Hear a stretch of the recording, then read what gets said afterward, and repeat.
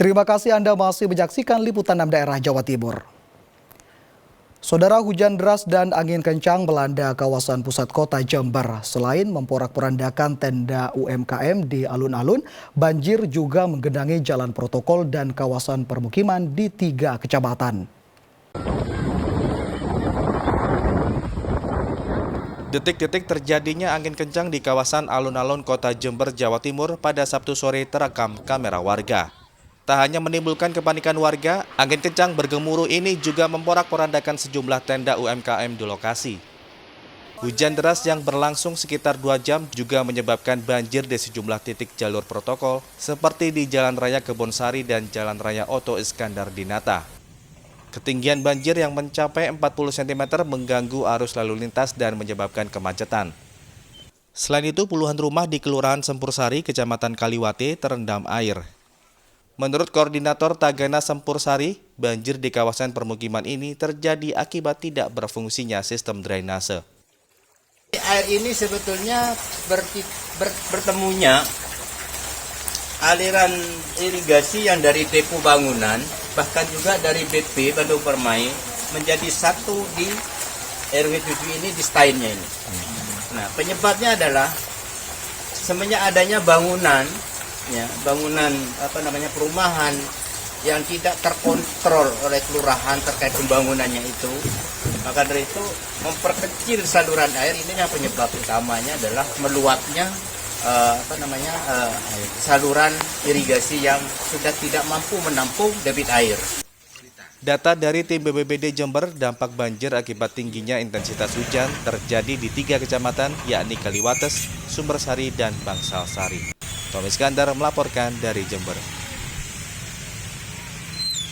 Saudara, tebing setinggi 25 meter di Trenggalek longsor. Akibatnya timbunan material longsor berupa batu dan tanah menutup total akses jalan kampung yang dihuni 11 keluarga.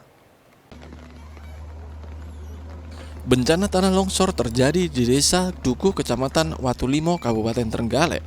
Tebing setinggi 25 meter longsor pada Jumat dini hari. Akibatnya timbunan material longsor berupa batu dan tanah menutup total akses jalan kampung, sehingga akses 9 rumah yang dihuni oleh 11 keluarga tertutup total. Untuk aktivitas, warga terpaksa hanya bisa berjalan kaki melewati areal perkebunan. Semuanya sekitar 32 jiwa warga, terus kakaknya 11 kakak, dan rumahnya 9 rumah. Berarti mereka terisolir? Terisolir. Anak-anak sekolah pun juga tidak bisa lewat. Satu alat berat dari BPBD Trenggalek diterjunkan ke lokasi bencana untuk menyingkirkan material longsor. Namun proses pengerjaan membutuhkan waktu hingga 2 hari. Kita melaksanakan membuka akses, kemudian berusaha pembersihan dampak longsoran. Estimasi kalau hari ini bisa segera diselesaikan karena faktor cuaca. Kalau tidak memungkinkan paling lama 2 hari. Ada kendala Pak? Sementara saat ini kita bisa saksikan sendiri terlaksana dengan baik. BPBD Trenggalek mengimbau masyarakat untuk meningkatkan kewaspadaan karena masih rawan terjadi longsor susulan. Danus Sukendro melaporkan dari Trenggalek.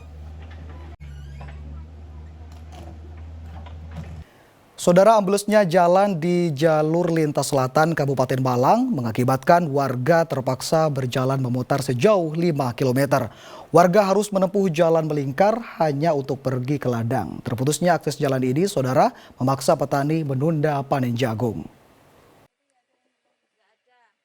Masyarakat di kawasan Donomulyo, Kabupaten Malang mulai merasakan dampak amblesnya jalan di jalur lingkar selatan. Mereka harus melakukan perjalanan memutar untuk menuju wilayah Malang lainnya.